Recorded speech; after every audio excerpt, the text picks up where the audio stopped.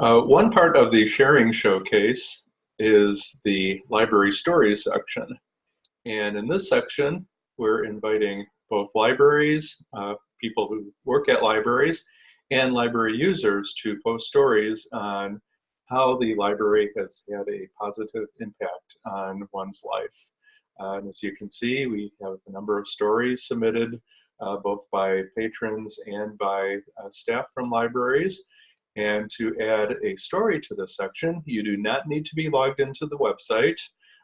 Again, we really invite library users to post their own stories on here. So they're not going to be able to log into the website, but they can submit stories which do get reviewed by Rails staff before they get published to the My Library Is website. And over to the right side of the screen, you'll see that there's a link here that's labeled Add Your Library Story. I'm going to click on that link, and it will bring up the form for adding a story. If you're a library user or a library staff member who's not logged into the website, it gives autofills your name as anonymous here. You can enter your real name there if you'd like. Enter the library that you are talking about here. So I'm going to put in the Decibel Jones Public Library, and I am posting this as a library user. And then there's a box here for your story. If you are posting as a library employee, you would check the library, select the library employee button up above there. Again, I'm posting this as a library user. For the box for library, your story, I'm gonna just pull up some dummy text that I'm going to copy and insert there. One can also upload a photo. You can either add files using this button here, and you'll get a dialog box to add your files, or you can also drag your files from a folder on your computer, which I'm going to do here. I have a photo here that I'm pasting in. It uploads a file. After it uploads the file, it asks for alternate text, which you should always enter alternate text for the website accessibility reasons. I'm typing in people using a computer together. It's a good idea to end your alternate text with a period. That improves accessibility. And then you do need to agree to this website's terms of use. If you click on this terms of use and privacy policy, a window with the terms of use does pop up, and essentially it says that using this website is subject to the terms of the Rails social media policy, and it basically says that any content contributed to the My Library Is website is going to be available, publicly available over the internet. It's also you're also agreeing to allow other libraries to use the content that's uploaded to the My Library Is website, and you're acknowledging that you actually have the authority to grant that permission. I'm closing out of that box, and I'm agreeing to this website's terms of use, and I am going to save that there. And because I am not logged in, it does tell me that the library story has been created. It has not been published to the website yet, though, because I am not logged in. We want to make sure that we don't get any spam stories added onto the website. So Rails staff does review the stories that are submitted by anonymous users, and that is users who are not logged into the website. And we do very quickly approve for posting and publication. The genuine libraries have improved my life stories on there. Something else that libraries can do with these with the library stories, I'm going to go back to that library stories page. You'll see this line on the main library stories page. that you can encourage the sharing of these stories through your library's website. Find out how. I want to find out how, so I'm clicking this link here. And we have a post from our blog that provides information on how a library can add a link to the form for adding a library story to the library website. It provides this HTML code right here. And what I'm going to do is copy this code into my clipboard. And it says replace your library name with your library's name, so I will do that shortly. Here I am at a web page for the Decibel Jones Public Library for posting information about our library stories, looking at the HTML code for that web page, and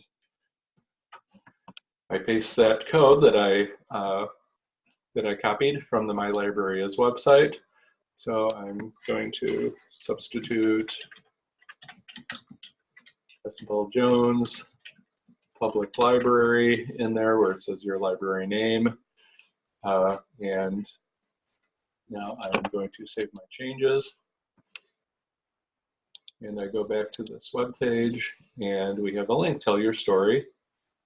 I click the Tell Your Story link and it brings me to the Add Your Library Story form with the library name already filled in, all ready for the library user to add their story to the My Library Is site. Another way that libraries can use the library stories on their websites is by actually incorporating the stories that involve your library that have been posted on My Library Is. You can actually post those stories on your library's website. And to do that, there is a feed of library stories, and you can very easily include your library's name in there so that you're getting only the stories about your library rather than all of the library stories. And it depends on how your website is done, what kind of software your website uses, and how you would actually add the story text into your library's website.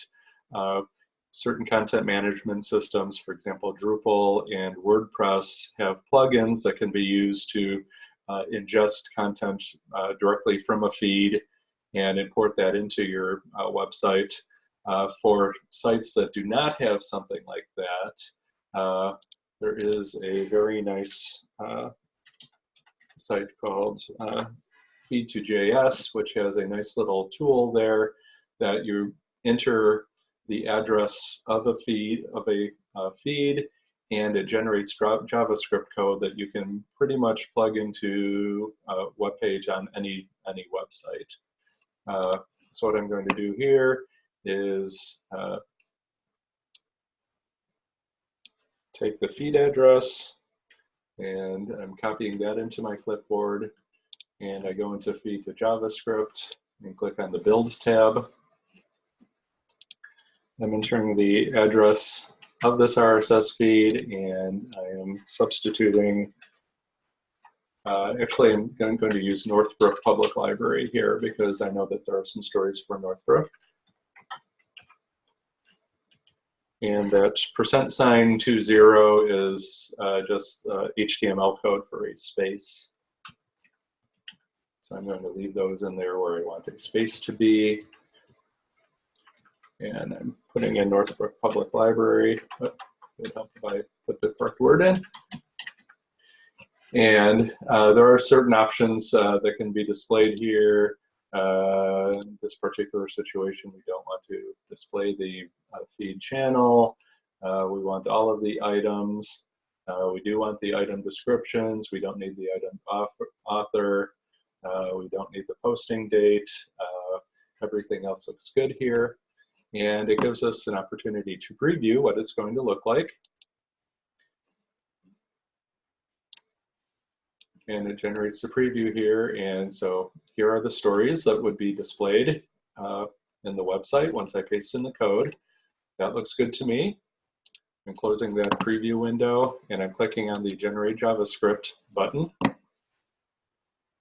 And it says, get your code here, cut and paste JavaScript. And exactly what I'm doing here is I'm highlighting and now I'm copying the script into my clipboard. And I'm going into my web page code. And I just paste that in there. And I'm saving those changes in my website code. And I go back to the Decibel Jones Public Library webpage and refreshing it. And we have our library stories. They're inserted into the webpage on the library's website. And that, in short, is how the library can both post and use library stories through the My Library Is website.